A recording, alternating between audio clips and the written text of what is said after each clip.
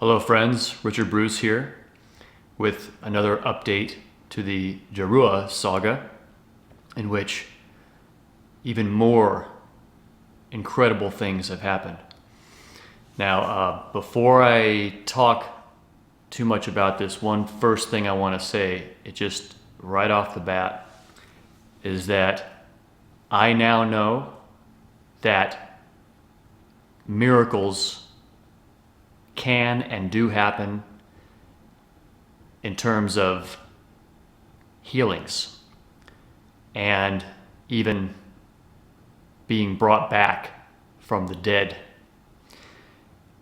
I knew about the witnesses that were telling me this personally. I was communicating with them daily, and I've gotten to know them. And I know that it is not a lie that they're telling me. And furthermore, I have seen two miracle types myself, seen it, experienced it myself from this source. And so I know that this is real, this is happening.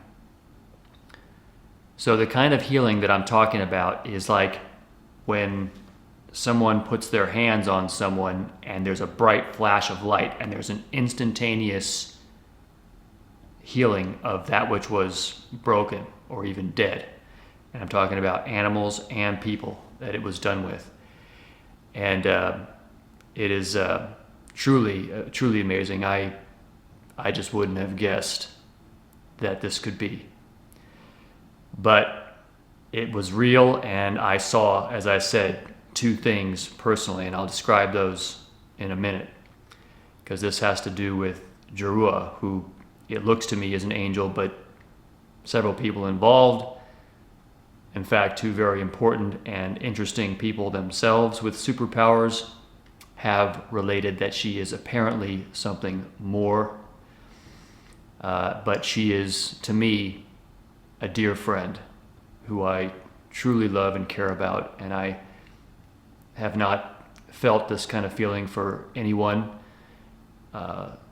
in recent memory, and it has been truly an interesting experience, and I want to handle it in the right way, because one of the issues that we have is that there's the problem that I also spoke of in my previous witness of people misunderstanding and going crazy over this, and it causing a problem of public relations, you might say. And so let me describe some of this as what happened, and just go from there and see what I can describe about this, because I don't want to reveal more than I should, and but at the same time, I want to share what's happening here, because it's amazing. It is just truly, if I were witness to these things, then I think that the world should know, and the world should know that instantaneous healing. And the other thing that I was going to say was the other major miracle type that I was aware of is that there is consciousness separate from the body. In other words, an intelligent, thinking, working mind, as I was witness to personally, and I knew for sure this was going on, and I'll explain that more.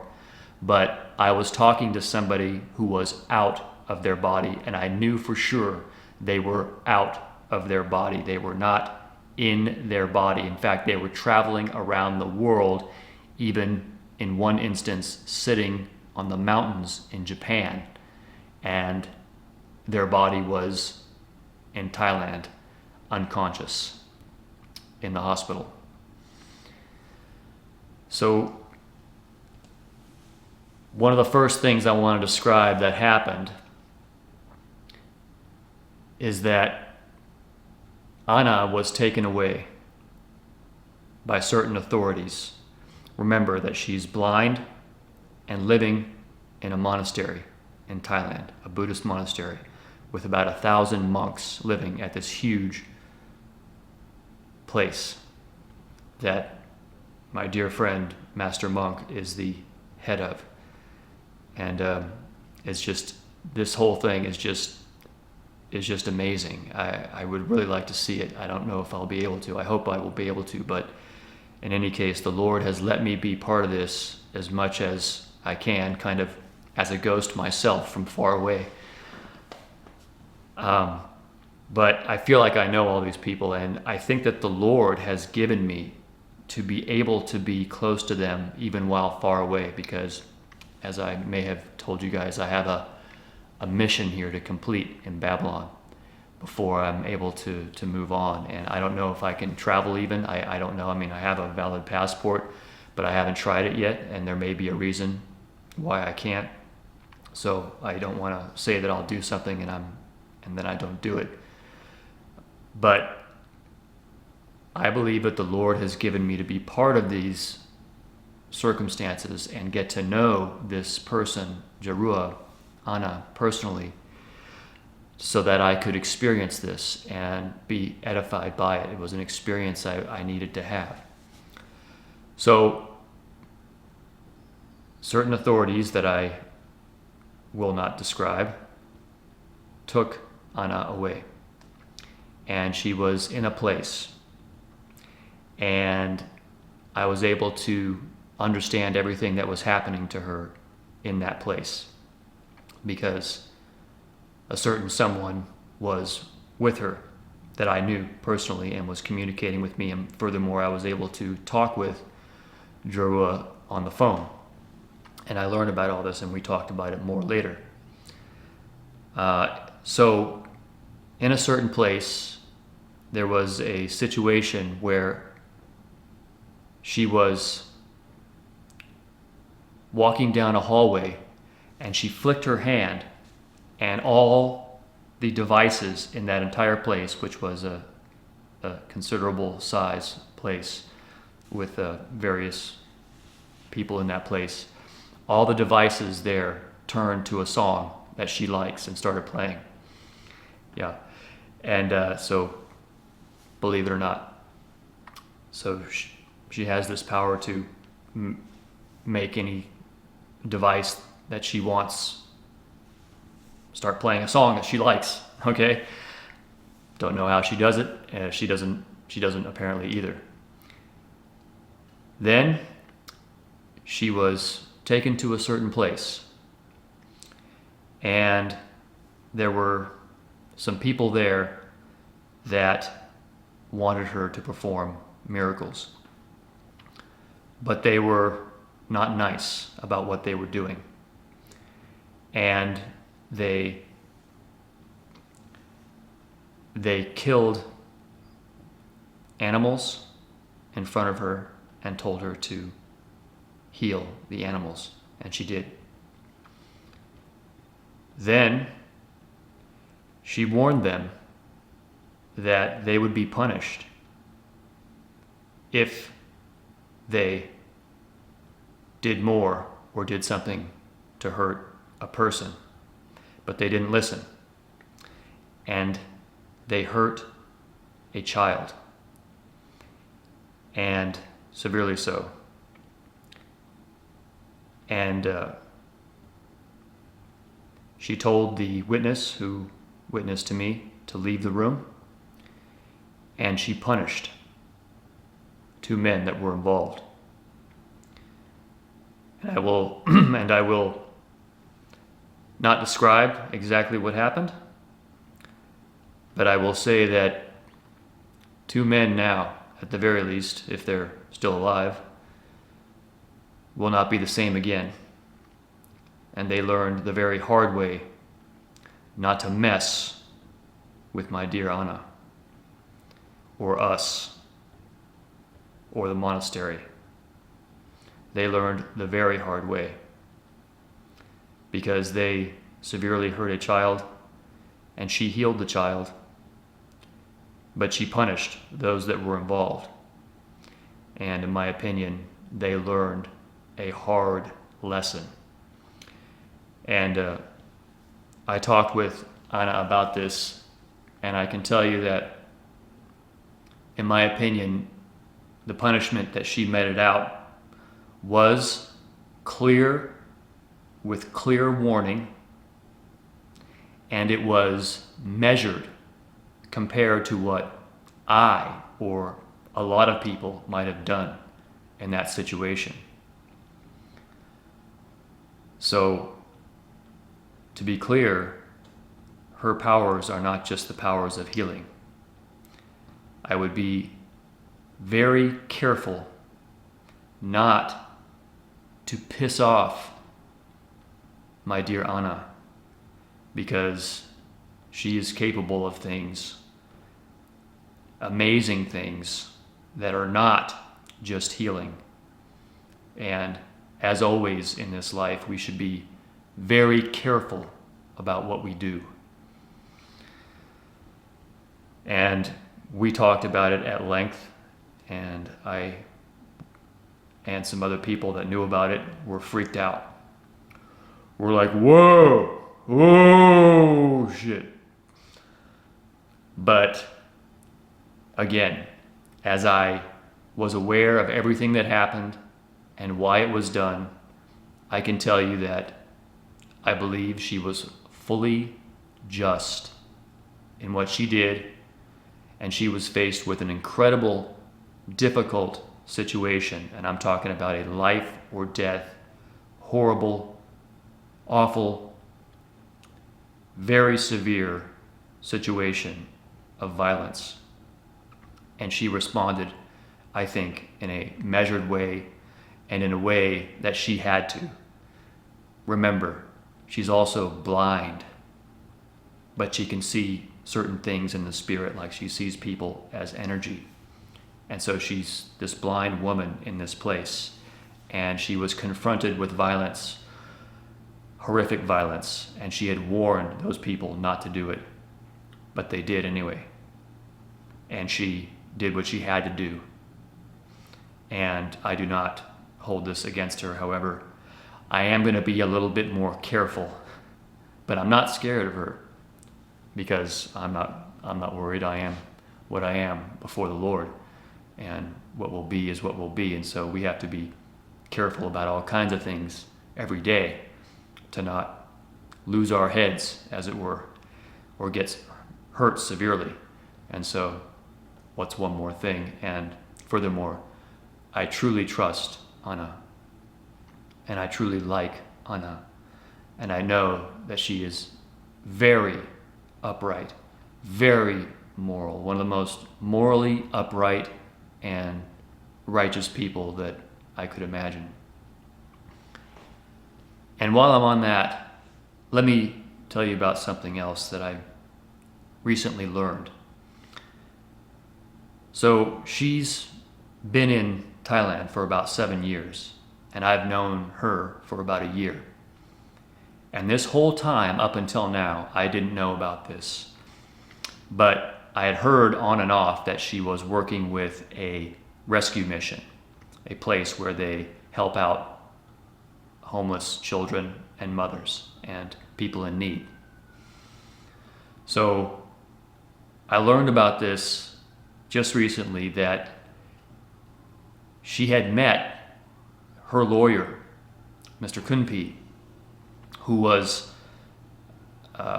working at a facility, not this one that she was working in now, but a one before that, that was a shelter for women and children in need, abused children and so forth. Because also, as I said, Anna had been working with law enforcement for no money in dangerous situations, even violent situations where she took violence against herself in sting operations against people because she can see their sin.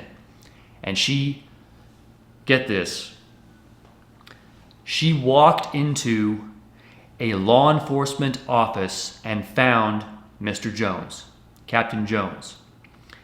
And she said to him, "How can I help you?" And he looked at her like, what? Are you crazy? What are you talking about? And mocked her, and you know, everyone there was like, what is this crazy person coming in here?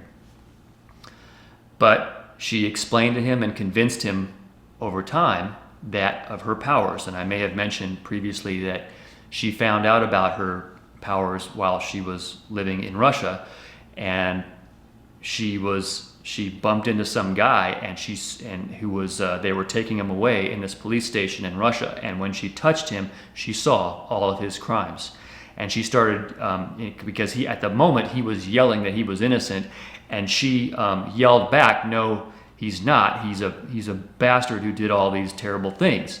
And so then the chief guy that was the law enforcement agent there in Russia took her aside and found out all of her, you know, what was going on, and she was able to see even just from photos who these people were and what they had done. And when he saw that she was seeing accurately, then she started working there with them, and it caused a problem with situation that she was in there. But anyway, back to the future here in Thailand, she walked into this law enforcement office and said to this law enforcement captain, Captain Jones, actually, and she said, "How can I help you?" And then she started working with him. And as I mentioned, Captain Jones, informed me that they had helped rescue over 6,000 people. Okay? And this is incredible. This is amazing. And she didn't take any money for it. Okay? And we're talking about dangerous work, busting horrible people. And people in his law enforcement agent, Captain Jones, had been murdered for what they were doing. And they have to be very careful. That's why I'm, being careful here, because I don't want to screw up, what they do. But we're talking about people getting killed horribly. And I even described that in the initial story of Anna being attacked by Satan, and then there was some footage of her on camera of her rising into the air, a homeless man running at her by the river. The homeless man later was found dead. She was found in a river waiting for 6 days with her wrists stuck to the wall of this river, and they finally rescued her and brought her to a hospital, and she was bludgeoned with blood all over her and everything. And then Master Monk of the Temple on a Hill rescued her out of that place, but she had lost her eyesight, and doctors can't figure out why her eyesight was gone. Satan took her eyes, and then she went and talked with Satan later, and Satan told her, just join me, like be my whatever girl or whatever, and she said no, because he was saying, I'll give you your eyes back if you do, and she said no, and that's why she's blind to this day. But before all this, she went into the law enforcement office and said to Captain Jones, "Can I help you?" And they started helping people. And one story of violence that she was in was that part of a sting operation was she was working as a bartender in a bar where they have women dancing for men. And so she was in a situation where if the customer pays for for the girl to dance, pays a waitress to do so, she has to do it, because otherwise she wasn't doing that. She's not that kind of girl, but she was working there as a waitress for this sting operation. And so this guy that they were gonna bust says, hey, I want you to dance for me. So she had to do it. But what happened was, she touched him. I guess somehow it happened during that dance, and when she did, there was an instantaneous transfer of information. She saw all the wrong that he did. I don't know what it was. I don't know what the details were, but not only did she see it, but the information transferred back to him. So this wicked guy, and he saw that she had seen all of this stuff about him, and he freaked out and started screaming at her. Then Captain Jones, who was nearby, came up to him because he was watching, and he said, "Hey, you better take it easy, pal."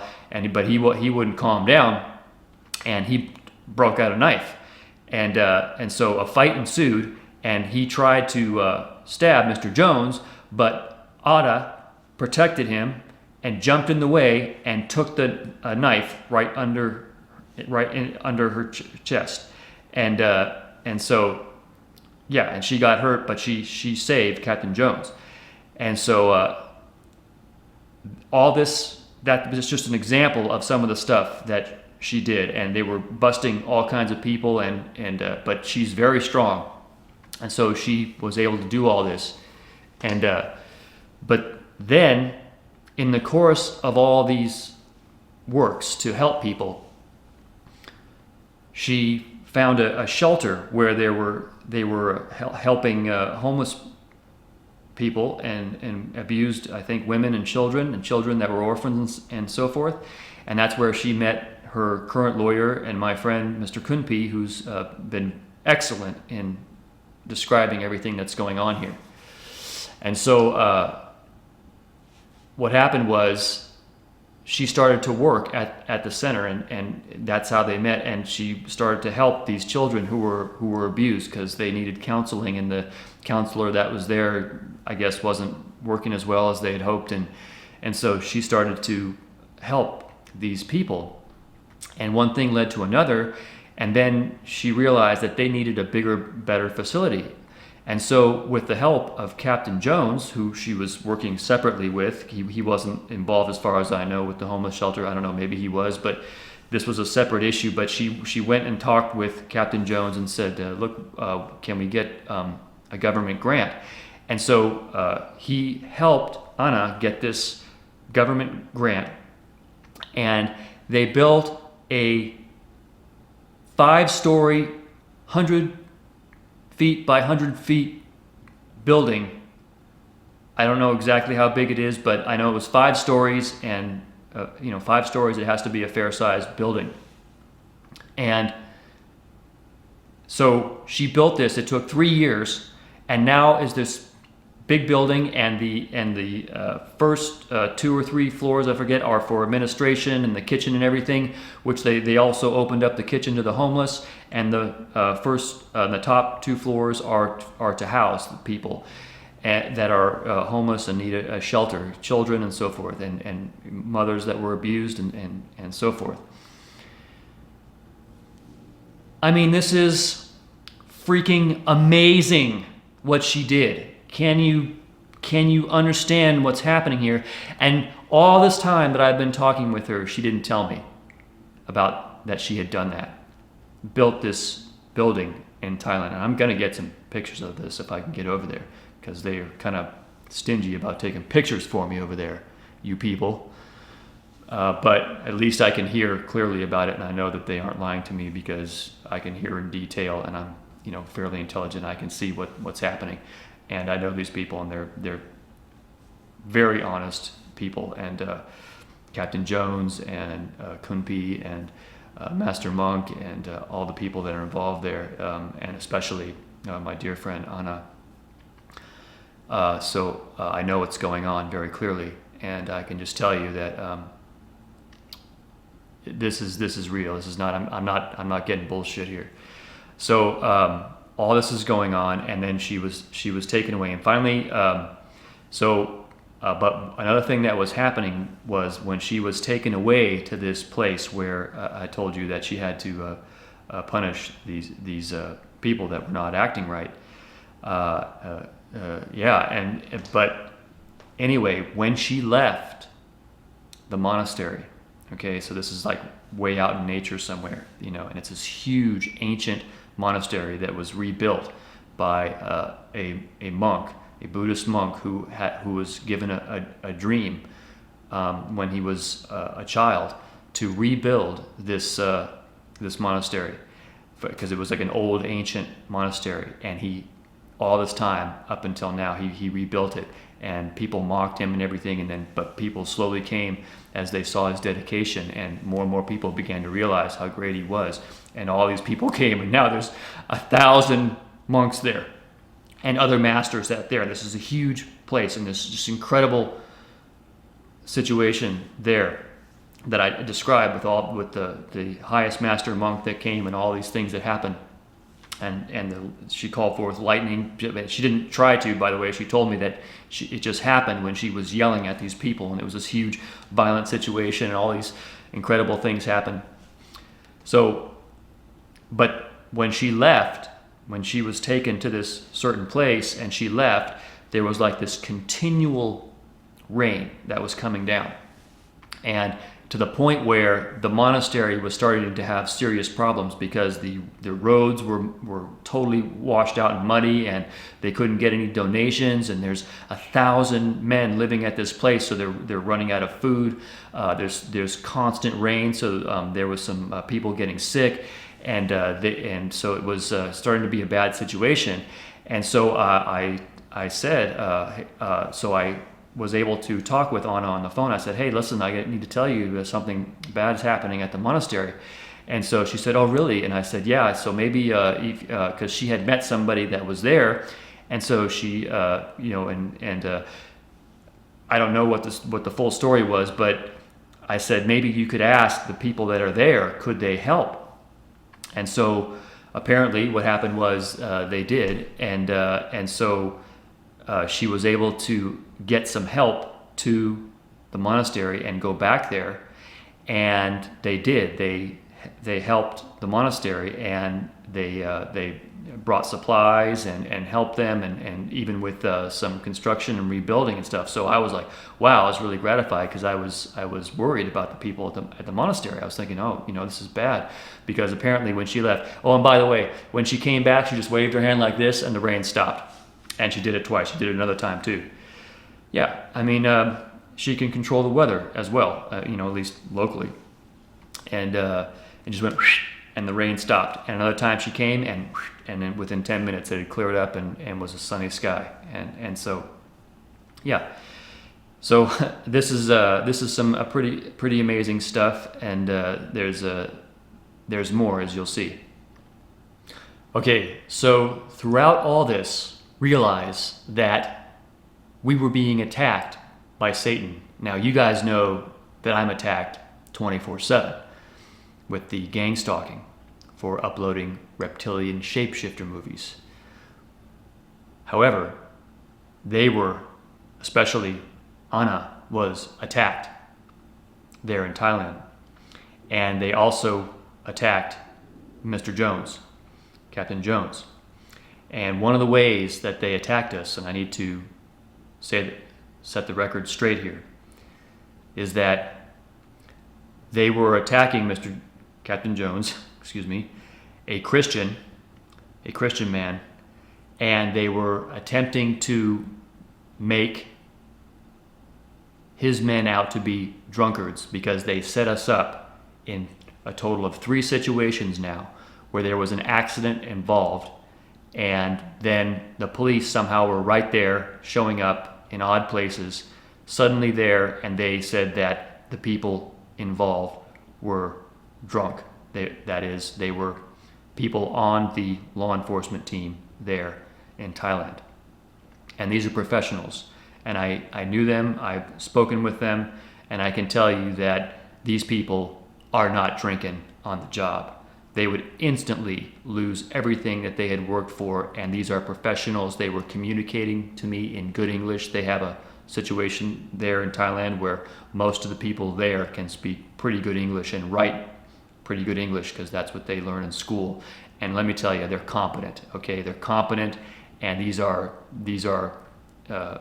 professional people. We're not talking about, natives in the jungle or something. These are professionals. They have high rises there. These are sophisticated people, and they are not fools. These are people that would, if they were to in any way consume alcohol on the job, it would be a total destruction of everything that they had worked for to make a living there. They have very strict rules, by the way. There in Thailand, if you get caught with drugs of any kind or association with that, it's a much worse than here in America. You are busted. Do not smoke dope or have anything to do with drugs in Thailand. I'm warning you. Look this up on YouTube. do not do drugs in Thailand. They do not tolerate alcohol. They tolerate. So just so you understand, these are not slouches. These are people that are very specific. They're high tech. They are competent, and So anyway, but he's being set up, okay, and they attacked. So in one instance, so Anna has a townhome, okay, so that she was living at all this time before she was living at the monastery when she was blind and in the hospital, and they took her to the monastery, and now she and so they were taking care of her at the monastery. But when she was taken back to this other place, then she had to come home and do some things that were there and settle some business, because she had to update her visa. And so because she has a working visa there, and she has to do certain things, and she also had some trouble, which is one of the reasons why she was traveling, because one of the issues is she had to leave the country and come back, because apparently something went wrong with her paperwork or whatever, and that's how she got attacked in Malaysia.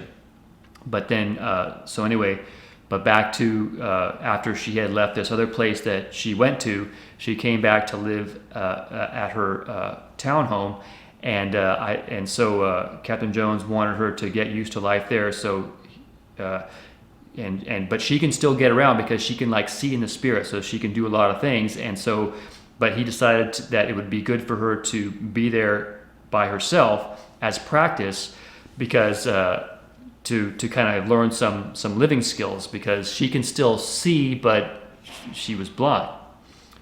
So in any case, while this was going on, some things happened where she might get attacked.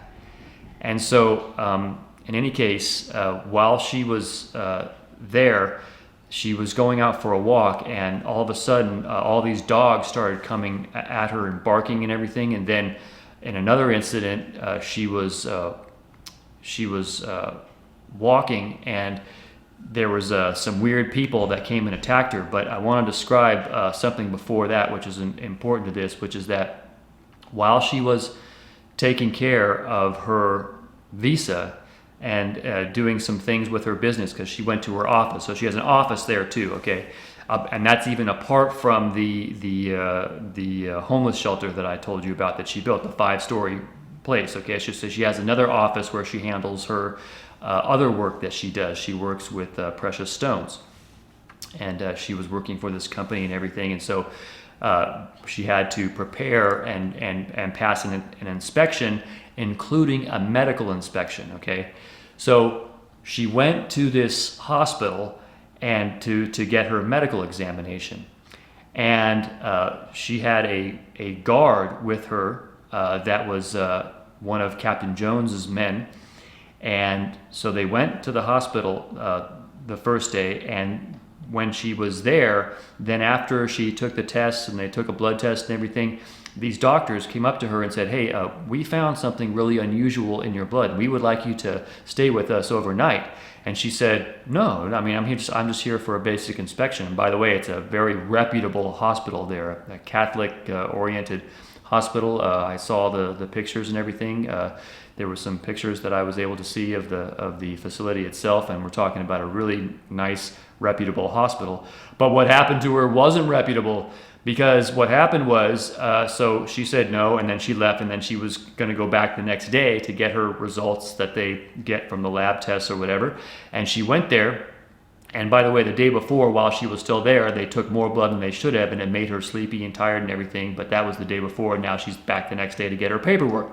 Well, she was there to get her paperwork, and then, as it turns out, all of a sudden, she wakes up 10 hours later. Apparently she was drugged by something she drank. Maybe they gave her something to drink, and she woke up 10 hours later in a freezing cold room, not knowing what the heck is going on. She's in a hospital gown. Remember, she was just there to get her paperwork. So they drugged her, and then 10 hours later, she wakes up in a hospital room, still wearing this hospital gown. And so she still had her phone, but her purse was gone, and she ran out the door.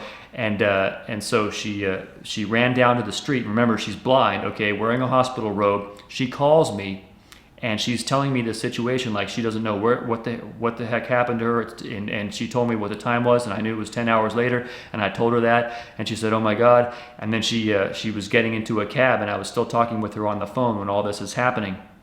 And meanwhile, I find out that the law enforcement agent that was working for Captain Jones was apparently what the hospital staff told Captain Jones when he finally came and found out, trying to figure out what happened, that they had said that he was drunk and acting crazy, and they subdued him and put him to sleep because he was acting so crazy. And then that was the story they said. And we know that this wasn't true. This guy was not drunk. He was a professional. He was there, guarding Anna. And then next thing he knows, he's in a hospital bed, and Captain Jones is trying to figure out what the heck is going on here. And so he tried to get footage, but they used the excuse because it turns out the Catholic Pope was there in the country at that time, and they used the excuse that, well, he can't look at the footage because they don't want any pictures of His Holiness. Oh, great. So, but that's an example of another way that they were attacked, and so, but anyway, I think that they straightened it out or whatever, and Anna got home safely, and now she's at her home, and so I said to Captain Jones, "Look, man, we got to get some more protection for Anna because she's there in her house, and look what happened." So there was this guy that I had described in a previous update that I had posted here on YouTube, that there was this guy, Monk Tong, that was with her at the monastery and had that whole adventure with her, but then was very loyal to her and loved her as everyone does who gets to know her. And but he was this big dude, and you're not going to be messing with this dude, but he's a monk. Okay, so I said to the master monk, I said, "Hey, can we get Tong over there to protect Anna, because I think that they're with this stuff is happening to her." So they did. They got him over. But then she was out on another evening with Monk Tong, and he did his best to defend her. But what happened was all these satanically controlled people, like this horde of satanically controlled people, came up to them and started to harass them. And then this guy with a crooked back, he was broken like this, and then but then he straightened up, and Satan talked out of him and started saying horrible stuff to her, and she wouldn't even tell me what horrible things that Satan was saying to her. Yeah, Satan as in the devil from the Bible talking out of this guy. Let me be clear. This is not a fantasy. This isn't some bullshit. This is really happening, okay? Because she also went down to hell and talked with him in this weird, like, dark cave or whatever, and she said that he's not, in this reptilian form. He's like this beautiful man with, like, white curly hair, long white curly hair, according to what she said. But she had, at that time that she was attacked, she started to see him turn into something else, and she was so freaked out by it, she turned around. But in any case, and then it said something terrible to her, and then the satanically controlled horde of people that was with them started throwing rocks at them, and Monk Tong was shielding her. But I said, "Look, this is not enough." So I said, "Look, why don't we get some more monks to guard her?" So because I said that to Master Monk at the monastery, and they said okay. So they sent 4 monks. But on the way, when they were sending these 4 monks, they mind controlled the guy. So they're using mind control. Okay, guys, this isn't fake. This is real. They have mind control, and however it's done, demonic or maybe even electronic devices of some kind, they have this technology. In any case.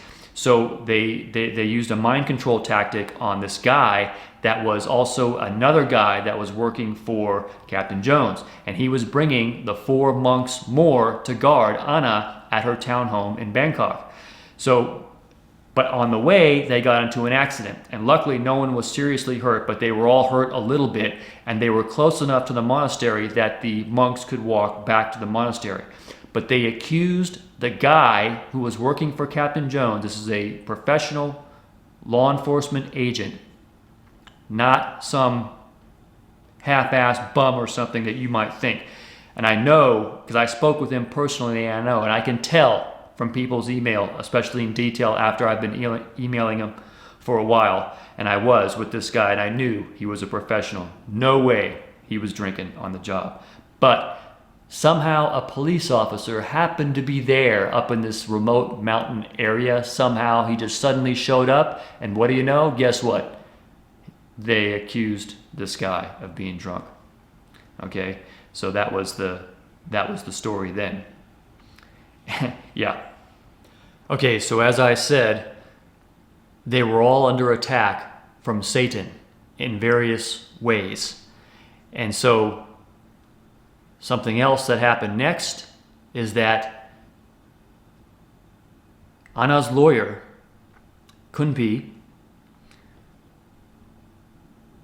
had a girl. And it's amazing how he met her, and I'm going to tell the story about this. So at an earlier time, Anna had touched Kunpi, and she can see all the stuff about a person's past by physical contact. And she saw that in his youth, and he's about my age now, I think maybe 7 years younger than me, and I'm 49. I'll be 50 in June. But he's older like me, but she had seen in his youth that he loved this one girl. And so anyway, she touched him, Kunpi, and gave him the memory, and she said to him, "What about your girl that you liked back then, Tuang?" And so she's just this beautiful Thai girl that he loved in his younger days, but he never told her. And so, in any case, not only did she remind him, and then, by the way, this was recent. I mean, this is while I think while I had known Anna for about this year that I've known her, and so he realized that he loved this girl and that he was going to go and talk with her, and so he did. And so as I have been talking with him, he's been telling me about how he went and talked with her, and she was so moved that she was crying when he was with her, and because he came up to her and he said, hello, and then he asked her out for a coffee or whatever it was, and they started being together, and she works as a teacher, and he loves her, and she loves him, and it's just amazing. I'm so moved by this. And at several points also, Anna was even thinking that she was going to die because she had foreseen the attack by Satan, and she had left him, Kunpi, a ring that she had that for him to give her. Yeah, a ring to give her, and because she wanted them to get together, and they did, and now they were together, and they love each other, and it's just amazing and so moving. And I was congratulating him, saying, "Man, good going, dude. I mean, you did it," and it just, this is amazing what's going on. But so I get to see a love story in all this as well, and I'm just like, wow. But as I said, Satan was attacking us, and so at some point she had gotten into a fight with somebody because Kunpi was sick, but he had to go do something for Anna, and he said, well, I have to leave anyway and go to the monastery and do something, and she got mad and she ran out and left. And also Captain Jones was rude to her apparently, and she got angry and left. Well, the next thing we find out is they're at the monastery, and so Captain Jones is talking on the phone with somebody. All of a sudden his face turns white, and he says, okay, listen, something's happened. So they're all there at the monastery with Anna and Master Monk and Kunpi and other law enforcement agents and all these monks, and they're there. And then Captain Jones says, "Hey, everybody get in the car." And he says, "Master Monk to get in the car." Remember, this is an older gentleman, Master Monk of this huge monastery. And they all get in his car with Kunpi, and so they drive into town, and they find out that what happened was Kunpi's girl, Tuang, was severely injured in a car accident. Severely injured, as in like huge damage to her body. I mean, like to the point where they were thinking she's not going to make it.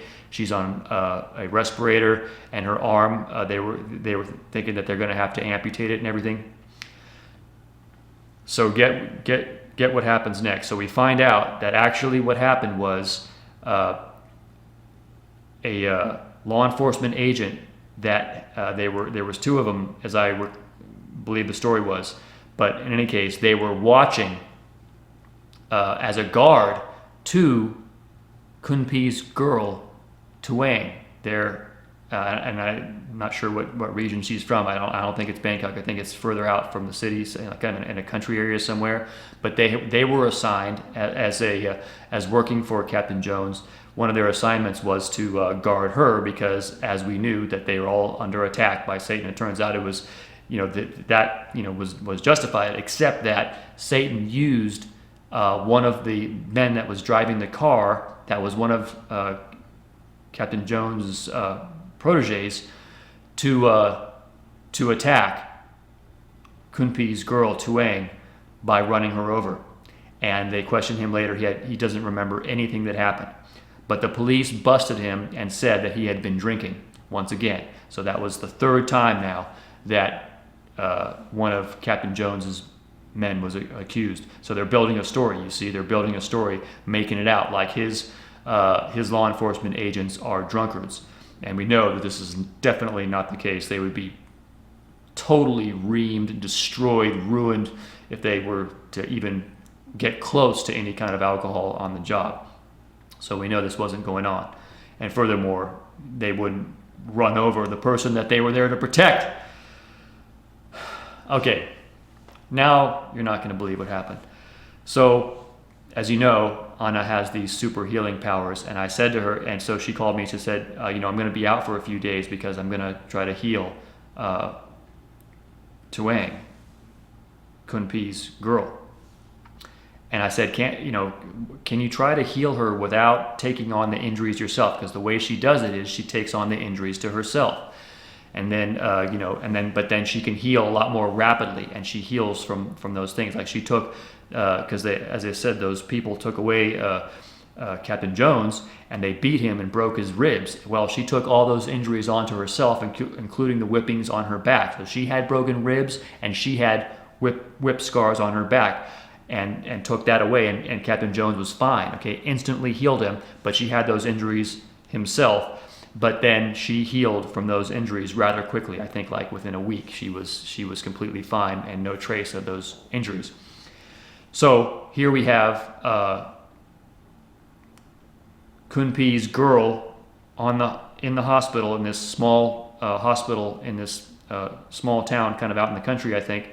And then she goes in and she lays on top of him. And then the next I hear is Kunpi is there, and he hears Anna scream, and next thing you know, they find out, and then they go in there, and so his girlfriend Tuang, who was ripped apart. Her face was bloody, two of her limbs were in severe condition, and now she was perfectly fine, but she was asleep, like almost asleep, like in a coma-like state. And Anna had all those injuries on herself, and she was unconscious. Yeah. But before all that, let me just say that Kunpi was so enraged by the fact that one of Captain Jones's men had done this, that Kunpi ran up to Captain Jones and started hitting him. And they tried to defend him, but Captain Jones said, "No, I deserve it," you know. And he was very remorseful about what happened. But Kunpi, who's by the way, he's no violent man. He's a very soft-spoken, nice man. And just because he hit highest master monk and then started wailing on this Captain Jones guy because they knew each other and everything, you know, of course because they're there and everything. But and he was raging mad and started slugging him. Doesn't mean that he's a violent guy at all. He's a very nice, mild mannered kind of man, and it might take a lot for something like that to happen. But he loved his Tuang. He'd just gotten together with her, and now this happened to her, so he was raging mad. But then Anna took all her injuries onto herself, and her body was like nothing, almost like nothing happened. I think like it was like nothing, and she had horrible blood. There was blood all over the place. Like there were blankets that were around the bed or like sheets, and there was blood all over them, and it was just this huge horrible mess. And I was grieved because I'm thinking, oh God, you know, can she you know even recover from this? And you know, but she was unconscious, and I was thinking, oh my God, I mean, this is it, because she wasn't waking up, and she was on a respirator. And then some other medical people that were there in the hospital saying, no, we got to take her to a major facility. We can't leave her here. She's going to have her arm amputated. It's going to be gangrene. You know, they got to amputate her arm. And Captain Jones said, nope, you're not taking her anywhere. And I'm glad he did, because you know, as we find out now, these major hospitals are controlled by Satan, and she can be attacked there. And furthermore, what she needed to do was, you know, if she was going to recover from this, she needed to recover, you know, using her miraculous powers. But the problem was she wasn't healing, and more days were going by, and I was getting like really worried. But then I started getting thought mails from her. Yeah, emails in her native language of Russian, and I'll show it here on the screen. She was emailing me, she was thinking, and these emails were showing up in my inbox at my Gmail. Yeah, this is, once again, I realize this is hard to believe. I am telling you, this is real. This is not bullshit. I am not making this up. They aren't screwing with me. And I know it was real, and I know it was her. It wasn't some demonic entity speaking with me. I know it was her, for sure. No question about it. Because so let me tell you what happened. So she's emailing me, and we're talking all during this time. And she was telling me that she was out of her body, and that she was it was cramped and very painful, and that's why she left. And so now she's outside of her body, and she was visiting these various places, and she said it was very peaceful, very quiet, but she knew it was Earth because she saw people like in a forest, and there were people picking up trash, but she saw them. But she was mostly like visiting quiet nature areas. And because I had told her earlier that I like Japan, she was in Japan, sitting on mountains in Japan, and she was telling me that when she was out of her body, she was much larger, like her body, her physical body was cramped. And I was trying to tell her, because also, I mean, I knew this, or I felt it. I just can't say I know anything about this. I have no idea how it all works. But I felt that if she was out of her body, it wouldn't get that miraculous healing. Like it might just be like the normal course of healing, which would be like months before she might even wake up, if she did, and with severe scarring. And I was just like, you know, oh darn. I mean, she might not recover, and if she does, she'd just be this horrible, hideously scarred. I mean, there was no face. Okay, that's when I started to realize how badly she was hurt, because I wasn't there and I couldn't get any pictures. Nobody will send me any. But so Captain Jones said that she had no face, and it began to sink in that, you know, my poor dear sweet Ada was going to be horribly scarred, and I was really depressed about this and thinking, oh God, what the hell did I get myself into here? And I was just feeling really sad about it. But I tried to talk her into getting back to her body, and so she emailed me back, mailed me back, and it's showing up in Russian. And by the way, I was using the Google Translate. Sometimes the mail will do it automatically. Sometimes I have to copy and paste it into Google Translate so I can understand what she's thinking to me. But her emails look very similar to emails that she would send me, except shorter and a little bit less, like she was kind of a little bit more dreamy, but not that much more dreamy. I mean, she was giving me detailed facts. And by the way, I sent her code numbers to tell me what those numbers were. Like I said a number to her, and then I wanted her to send me a thought mail back, so that I knew that she was hearing what I was saying, because I made like a little voice recording and I uploaded that to my email and sent it to her. And then I also sent her a link to a test movie that I uploaded to YouTube to see if she could understand what I was saying. And she could, and she gave me the number back. So I knew, so this was real. I knew this wasn't like some sort of, delusional thing or whatever. She was giving me the numbers back, and I knew it was her because of also details that we were talking about, and I knew it was her. And she was also later when she woke up. So she was telling me all, describing all this stuff to me, and she remembered everything. Yeah. So, anyway, then I may have described, and previously you may have forgotten, so I'll just remind you, but there was this one kind of interesting, strange Christian guy that had come up to the monastery barefoot and wearing these kind of weird, kind of dirty-looking robes, but everybody there liked him, and this guy Seraphim, and he had this wooden cross, and Anna had this cough, but he had given her this wooden cross that he had on a like a string, and given it to her to wear, and that cough went away. And so, but all the people that were there, Kunpi and Captain Jones and Master Monk, all really liked this guy, but he was with some other people that were nasty, like these other religious people that they didn't like these weird Jewish people, and there were these Muslims and some other Christians that were there, like all these like religious authorities that were there, and they were like arguing over who was going to possess her, and so they didn't like those people. But this guy was one of those people who would come, and because it was weird, like all these weird people started coming because they found out about Anna and her powers and everything, and so like all these people show up. Anyway, what I find out from the situation there at the hospital, where Anna is mincemeat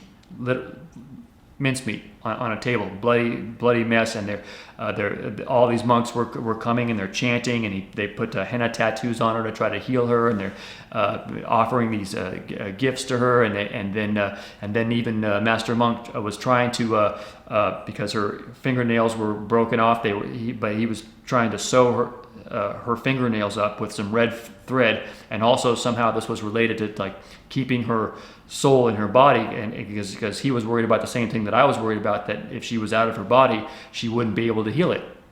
Well, next I hear is that Master Monk told Captain Jones that he needs to take and find this Seraphim guy and see if he can come and help them to keep Anna, her spirit, in her body so that she can heal herself. So he goes out and does successfully find him. However, they get into a fight about driving in the car, and Seraphim punched him and gave Captain Jones a shiner, so he had a black eye. But then finally, Seraphim agreed to get in the car with him, and they got in the car and they came back to this country hospital where my poor Anna is her body is in this horrible state, and so they tell everybody to leave the room, but they didn't notice that my man on the inside, Mr. Kunpi, was standing behind the curtain, and he was the witness. And they didn't notice him, but they told everybody else to get out. And they were doing a prayer and chanting and everything. And he said Kunpi was saying that Anna's body started to glow. So it started to glow, just like I was saying earlier, that her eyes were glowing and that her body was glowing, and she was floating in the air when she came back after having disappeared for a week. And all these monks saw it, and they were freaking out, and she was floating in the air.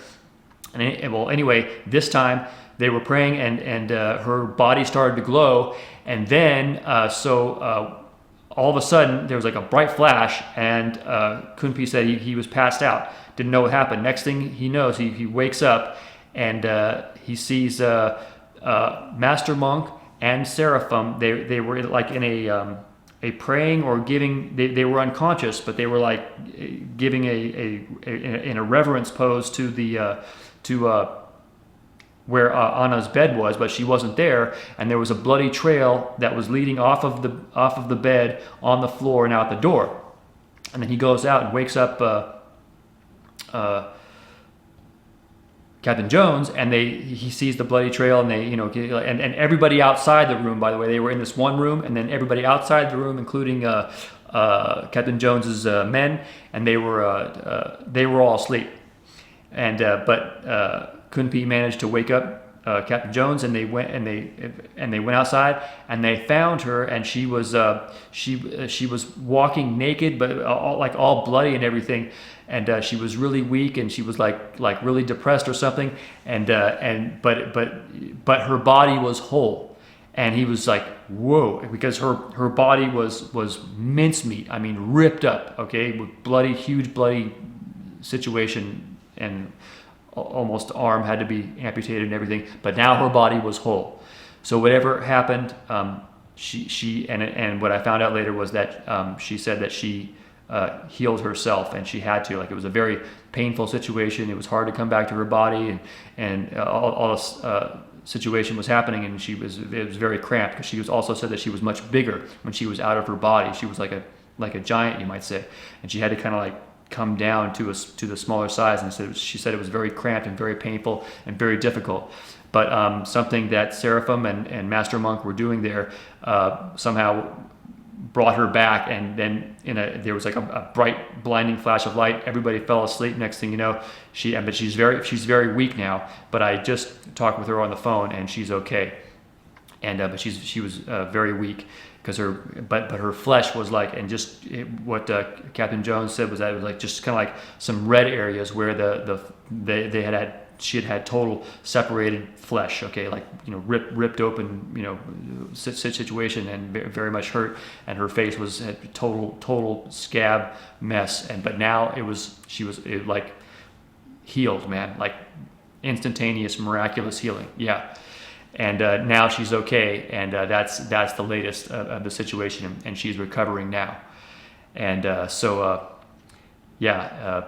pretty amazing. And so I'll let you guys know, anything else that happens. But I may not be saying all the details of everything that's happening here, also to protect her identity, as I said, because we're worried about her being mobbed, as you may have recalled from the other story.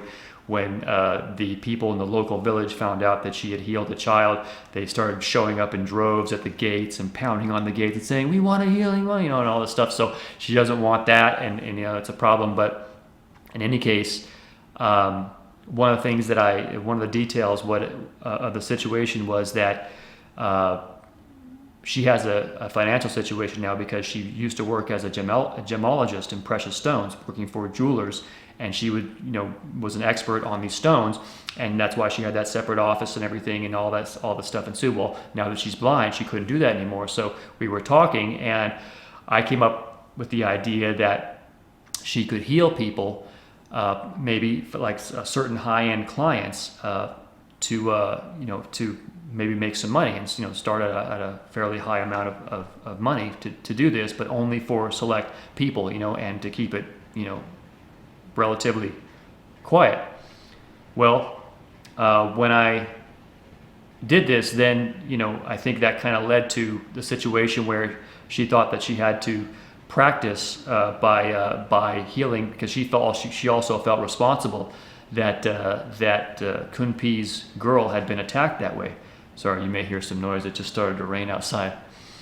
But in any case, so I also kind of felt guilty and responsible, because I was thinking, oh God, she may not recover from this, and I'm the one who kind of suggested it, and then she wanted to take on this huge thing. Well, I think both of us learned that don't take on something this big, because this was major, and everybody was worried sick that she wasn't going to recover, but she did, and now she's in the hospital recovering, but her body's healed, and I'm so relieved, and I can just tell you that, guys, this is truly amazing, and I'll let you know more soon.